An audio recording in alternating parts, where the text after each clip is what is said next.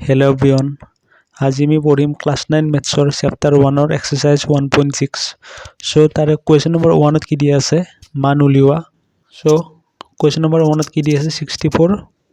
two the power half ঠিক আছে এতিয়া যদি চাও আমি এতিয়া আমি ইয়াক কেনেকৈ লিখিব পাৰো 64ক আমি কেনেকৈ লিখিব পাৰো 2 টু দি পাৱাৰ 6 ঠিক আছে কাৰণ 2 6টা পূৰণ কৰি আমি 64 পাওঁ ঠিক আছে তাৰ পিছত আৰু ওপৰত অলৰেডি কিমান পাৱাৰ আছিল হাফ ঠিক আছে এতিয়া 2এৰে কেইবাৰ কাটাকাটি কৰিব পাৰি 3বাৰ কাটাকাটি কৰিব পাৰি গতিকে থাকি গ'ল কিমান আমাৰ 2 টু দি পাৱাৰ 3 গতিকে আনসাৰ কিমান পালো আমি 8 তাৰ পিছত কোৱেশ্চন নম্বৰ 2 টো যদি চাও আমি 32 টু দি পাৱাৰ হাফ নহয় 1/5 ঠিক আছে এতিয়া যদি চাও আমি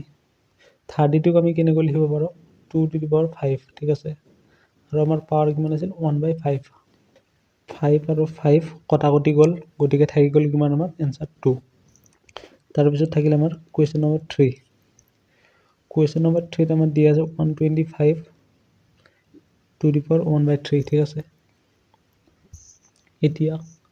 125ক আমি কেনেকৈ লিখিব পাৰো 5 টু দি পাৱাৰ 3 ঠিক আছে আৰু ওপৰত আমাৰ পাৱাৰ কিমান আছিল 1/3 গতিকে আমি আনসাৰ কি পালো 3 কাটাকাটি গ'ল আনসাৰ পালো আমি 5 ঠিক আছে তাৰ পিছত কোৱেশ্চন নম্বৰ 2 ত কি দিয়া আছে কোৱেশ্চন নম্বৰ 2 ত দিয়া আছে মান উলিওৱা প্ৰথম কোৱেশ্চনটো দিয়া আছে 9 টু দি পাৱাৰ 3/2 ঠিক আছে এটা যদি চাও আমি কোৱেশ্চন নম্বৰ 2 সলিউশন প্ৰথম কোৱেশ্চনত আমাক দিয়া আছে 9 3/2 ঠিক আছে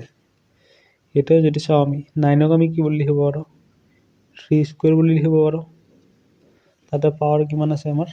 3/2 গতিকে 2 আৰু 2 কাটাকাটি গ'ল থাকি গ'ল আমাৰ 3 কিউব এনসাৰ কি পালো আমি 3 3 গুণ 9 9 3 গুণ 27 এইটো হল আমাৰ এনসাৰ ঠিক আছে তাৰ পিছত কোৱেশ্চন নম্বৰ 2 কোৱেশ্চন নম্বৰ 2 দি আছে 32 টু দি পাৱাৰ 2/5 ঠিক আছে 32ক আমি কি বুলি লিখিব পাৰো 2 টু দি পাৱাৰ 5 আৰু ওপৰত আমাৰ পাৱাৰ আছে 2/5 এতিয়া 5 আৰু 5 কাটাকাটি গ'ল এনসাৰ পালো আমি 4 কাৰণ 2 স্কয়াৰ মানে 4 হয় ঠিক আছে তাৰ পিছত কোৱেশ্চন নম্বৰ 3 কোৱেশ্চন নম্বৰ 3 দি আছে 16 টু দি পাৱাৰ 3/4 16ক আমি কি বুলি লিখিব পাৰো 16ক লিখিব পাৰো 2 টু দি পাৱাৰ 4 3/4 4 আৰু 4 কাটাকাটি গ'ল 2 কিউব হ'ল 2 কিউব মানে 8 ঠিক আছে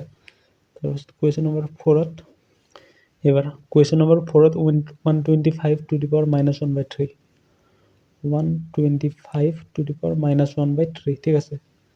এতিয়া যদি চাও আমি 125ক কি বুলি লিখিব পাৰো 5 কিউব বুলি লিখিব পাৰো ঠিক আছে থাকিল -1/3 গতিকে ইয়াক আমি কি বুলি লিখিম 3 আৰু 3 কাটাকাটি গ'ল 5 টু দি পাৱাৰ -1 অৰ্থাৎ 1/5 কাৰণ 5 টু দি পাৱাৰ -1 মানে সদায় আমাৰ কি হয় 1/5 হয় ঠিক আছে 3 নম্বৰত দিয়া আছে সৰল কৰা কোৱেশ্চন নম্বৰ 1ত কি দিয়া আছে 2 two the power 2/3 into 2 two the power 1/5 এটা চাবা কোৱেশ্চন নম্বৰ 3 সলিউশন 1ত দিয়া আছিল আমাৰ 2 two the power 2/3 into 2 two the power 1/5 ঠিক আছে এতিয়া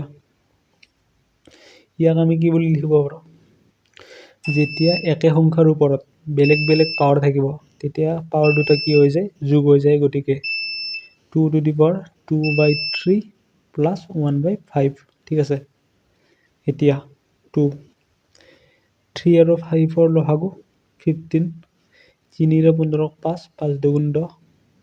5 ৰে 15ক 3 বাই 3 গুণ 3 অৰ্থাৎ 2 ওপৰত থাকিল আমাৰ 13/15 গতিকে এইটো হল আমাৰ এনসাৰ ঠিক আছে কোৱেশ্চন নম্বৰ 2 কি দিয়া আছে 1/3 cube whole to the power 7 ঠিক আছে এতিয়া চাবা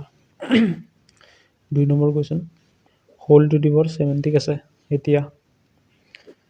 1ৰ ওপৰত যি পাৱাৰ নিদিলেও আমি সদায় 1 পাওঁ ঠিক আছে তাৰপিছত 3 7 গুণ 21 কাৰণ 3 7 গুণ 21 ঠিক আছে গতিকে আমি এনচাৰ কি পালোঁ 3^-21 বা এনেকৈ ৰাখিলেও হ'ব এনচাৰটো এনেকৈ ৰাখিলেও হ'ব ঠিক আছে কুৱেশ্যন নম্বৰ 3 কি দিয়া আছে 11^2 by 11^1/4 গতিকে চাবা 11^2 by 11^1/4 ঠিক আছে ইকুৱেল 11 ওপৰত কি থাকিল হাফ মাইনাছ 1/4 কাৰণ চাবা এইটো 11^2 এই তলত থকাটো যেতিয়া আমি ওপৰলৈ লৈ যাম তেতিয়া ইয়াৰ পাৱাৰটো আমাৰ কি হৈ যায় মাইনাছ হৈ যায় ঠিক আছে অৰ্থাৎ এইটো ফৰ্মুলা ইউজ হৈছে ইয়াত এটা ফৰ্মুলা আছে যে a^x by a^y তাক আমি কি বুলি লিখিব পাৰোঁ a^x - y গতিকে ইয়াত a মানে 11 x মানে হাফ y মানে 1/4 গতিকে এই ফৰ্মুলাটোত যদি আমি বহাই দিওঁ আমি কি পাম 11^2 minus 1/4 গতিকে আমি আনসাৰ কি পালো হাফ 1 অৰ্থাৎ আমি কি পালো 1/4 ঠিক আছে কোৱেশ্চন নম্বৰ 4 দি আছে 7^2 into 8^2 এতিয়া চাবা কোৱেশ্চন নম্বৰ 4 আনসাৰ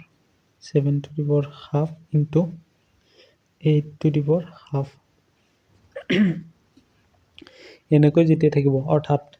যেতিয়া দুটা বেলেগ বেলেগ সংখ্যাৰ ওপৰত একে পাৱাৰ থাকিব তেতিয়া সেই বেলেগ বেলেগ সংখ্যাটো কি হৈ যায় পূৰণ হৈ যায় অৰ্থাৎ 7 8 গুণ অৰ্থাৎ 7 আৰু 8 ৰ পূৰণফল ওপৰত আমাৰ পাৱাৰ থাকিব হাফ ঠিক আছে গতিকে এনসাৰ কি পালো আমি 56 ওপৰত হাফ